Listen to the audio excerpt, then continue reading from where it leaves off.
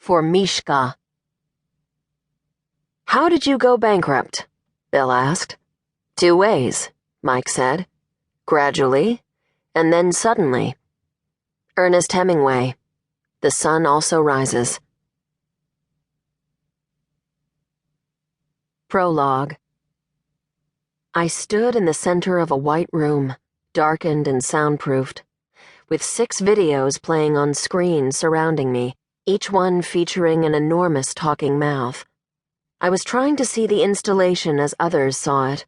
Visitors to the exhibition took in the cacophony of voices, a family of 6 telling the family story from disparate points of view.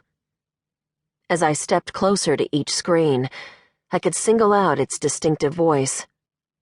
There were years and years during which our family lived in denial of who and what we really were, said one young man.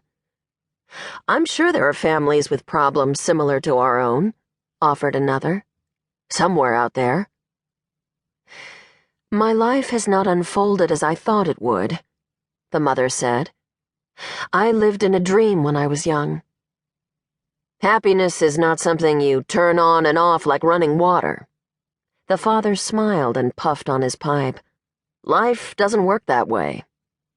Over and over again, I had listened to these pronouncements in a cramped, dark editing room. I was a 26-year-old installation artist whose work had been selected for this group exhibition at San Francisco Camera Work Gallery, The Family Scene. The ruined family projected on the screens was my own. The people around me gazed at the talking mouths as if hypnotized. Unaware that one member of this family stood in their midst, no one knew they were watching me reflect on my own father's alcoholism or my brother's drug addiction. Nor could they know we were part of a multi-generational corporate legacy whose products were all American household names. But then, we'd all been groomed since birth to never discuss this, least of all in front of a camera. When my brother Charlie said, "Let's hope the family business picks up so I can take early retirement along with everyone else," viewers might have assumed he was a hard-working employee at, say, a faltering hardware store, not a brewery heir turned convicted drug dealer. When my own mouth on the screen spoke, I always felt I was somehow special because I was my father's favorite.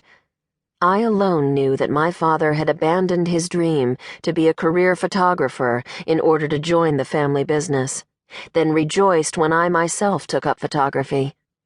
I also knew this video piece could not have been what he had in mind when he gave me my first Nikon at age 16.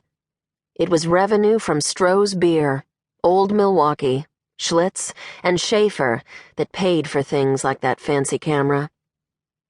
My family had been brewing beer in Detroit since long before the invention of the assembly line and the Model T. We'd survived Prohibition by selling ice cream and malt syrup for home brewing, and then entered the mid-20th century with a beer brand emblematic of the American dream itself, Strohs. Our products came to symbolize at once the American working class and, by way of college kids who drank Schlitz at Nantucket beach parties and served Strohs on draft at their campus fraternities, the carefree youth of the 70s and the 80s.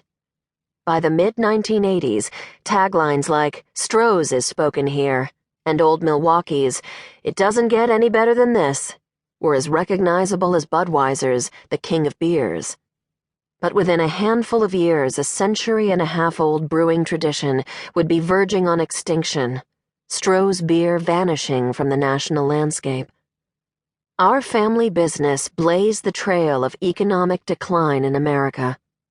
By the late 80s, our beer sales were faltering even as our personal tragedies had begun to mount. My brother Charlie's drug conviction, my parents' divorce. By 1993, the time was ripe for my video piece. My immediate family members all agreed to the interviews. The floodgates opened, and the story of a real American family flowed forth. It had filled with people now, the small installation room. They stood in tight clusters, the ambient light of the screens flickering off their faces. The scent of gallery red wine floated.